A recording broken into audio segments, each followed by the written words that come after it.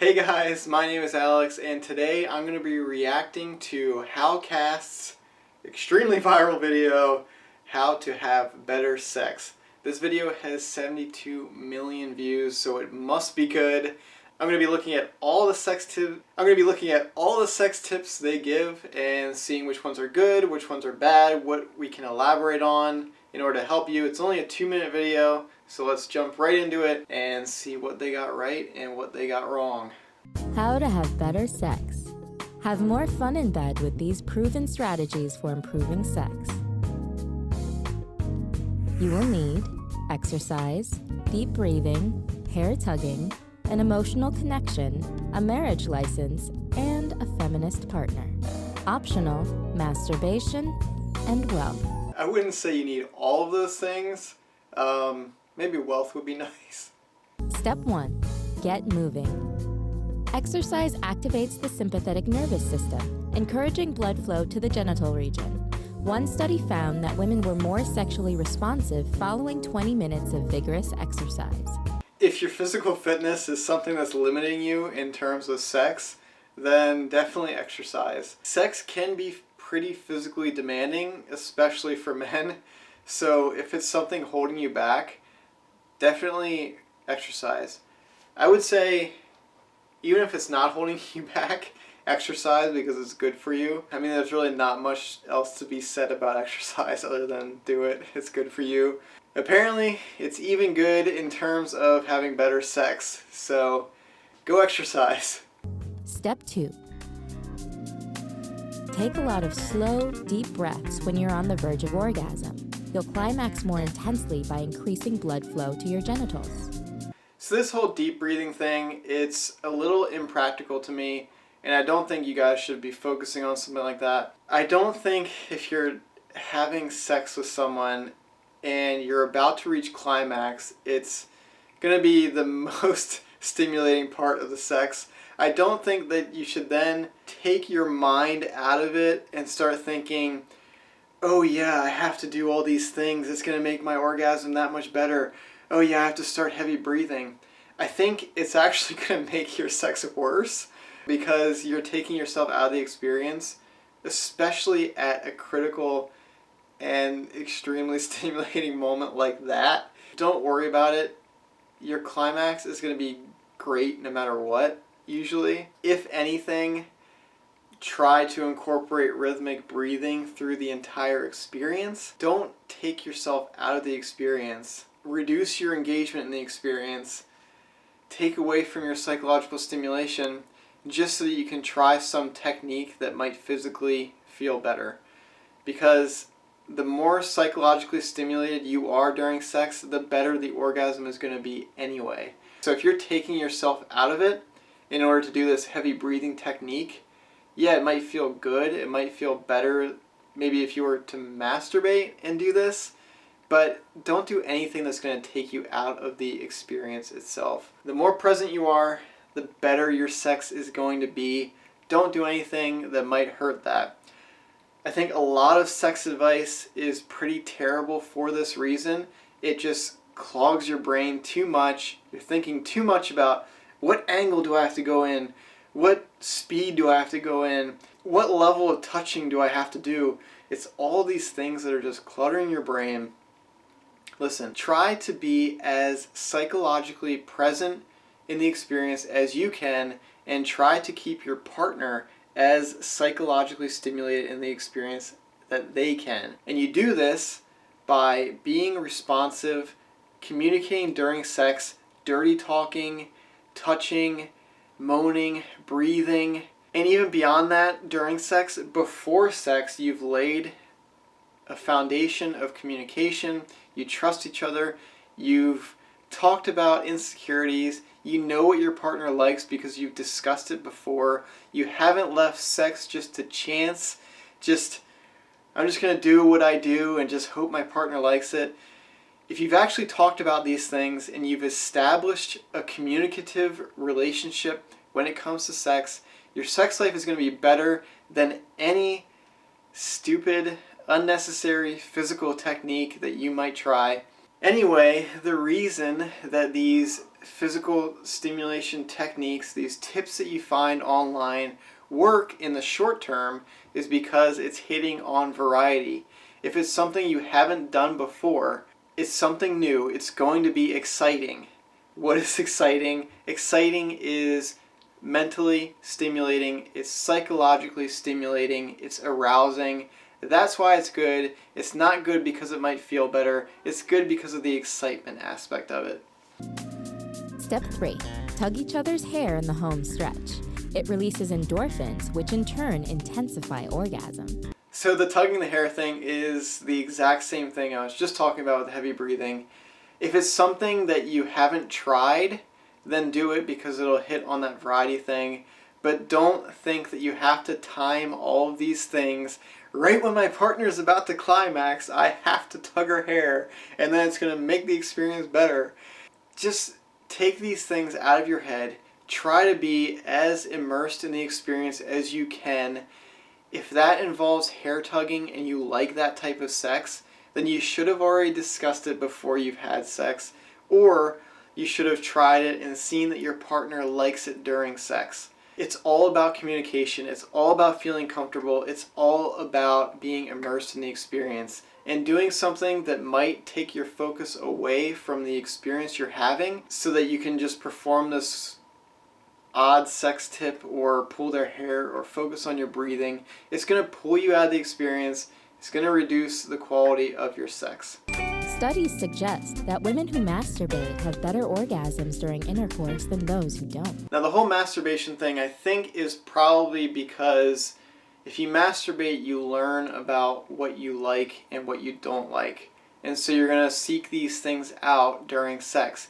You know it works for you because you've tried it yourself. And so it's not a guessing game when you go into sex. To take it even further, I would say now that you know what you like because you've masturbated, tell your partner. Have them do it. Do you know how much better sex is going to be if your partner knows what you like and then can do it for you so you don't have to do it yourself? It's just this whole other element of psychological stimulation when you have someone that you're connected to that knows what you like, that's not going to judge you, that's not going to make you feel insecure. Communicate. It's the ultimate cliche of relationships, and it should be because it works. Step 4. Be in love. Studies indicate that couples who have a strong emotional connection have more satisfying sex. This is absolutely right. The more emotionally connected you are to a partner, the better sex you're going to have. This is why I always argue that sex is better in a committed relationship than it is just sleeping around with random partners. Because there's that extra psychological stimulation aspect to it of the connectedness. And it's going to help both of you become more immersed in the experience. The more present you are, the better the sex is going to be. Step 5. Get married. Surveys show married people have better sex than singles do. So get married, that's the same kind of concept as the whole be in love. We're assuming that the marriage is a loving marriage. But what I think marriage kind of forces people to do is work on things in their relationship that they might not if they weren't married. Because you have this out. You can find a different partner. If you find that you have no sexual chemistry with someone whatsoever, you can just find someone new if you're not married. If you're married, it kind of gives you that extra motivation to work on things within the marriage to try to make things better. And that's not limited to sex. Even if you're not married, I think you should try as hard as you possibly can to be better at sex, and you should communicate with your partner. But if you're in this marriage, it almost forces you to try new things, to talk to your partner, to work on sex, because sex is such a huge part of relationships. If you don't have perfect sexual chemistry, it might not be because you're not good for each other.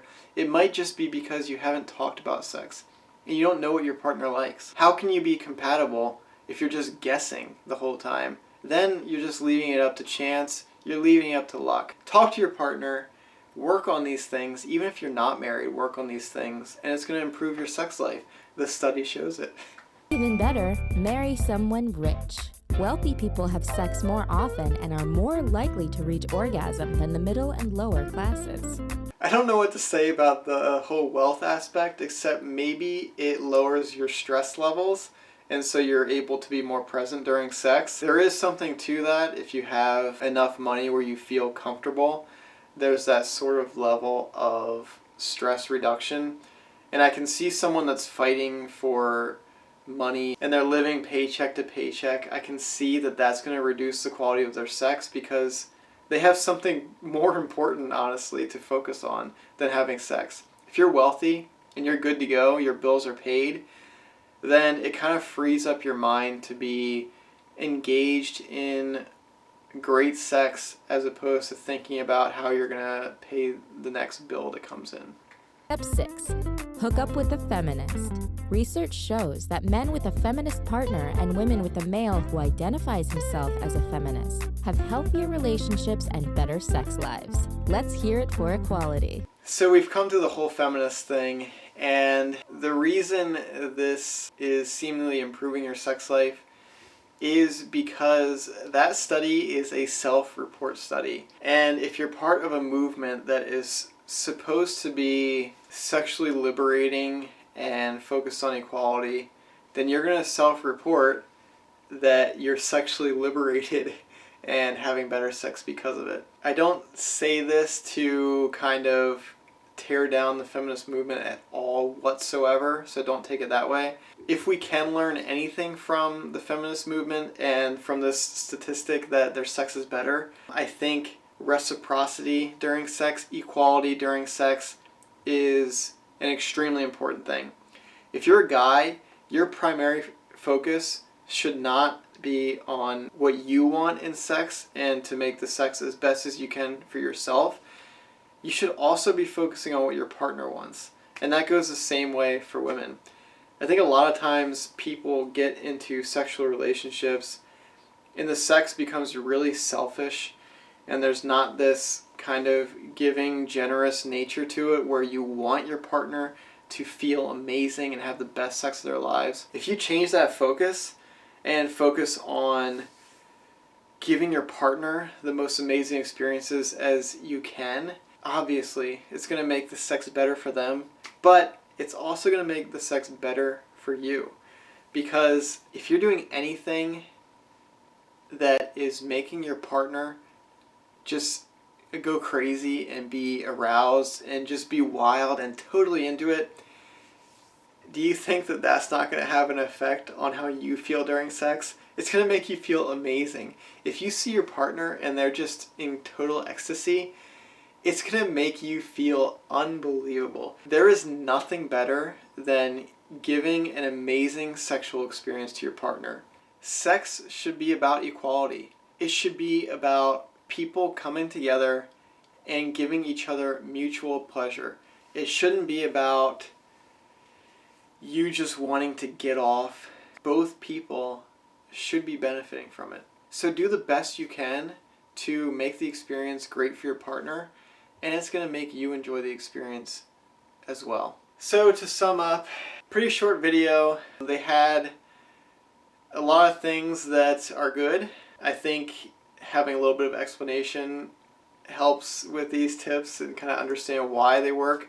Because if we understand why these things work during sex, then we can kind of go from there and learn what makes sex better even further. So if you liked my analysis and you like this video, leave me a comment. Tell me what to react to next. Ask me anything about sex advice or your relationships. I will try to respond to as many comments as I can. I love helping you guys. I just want you guys to have the best sex you possibly can. That's why I made this channel. So, I guess until next time, I will see you guys later. Thanks for watching. Bye.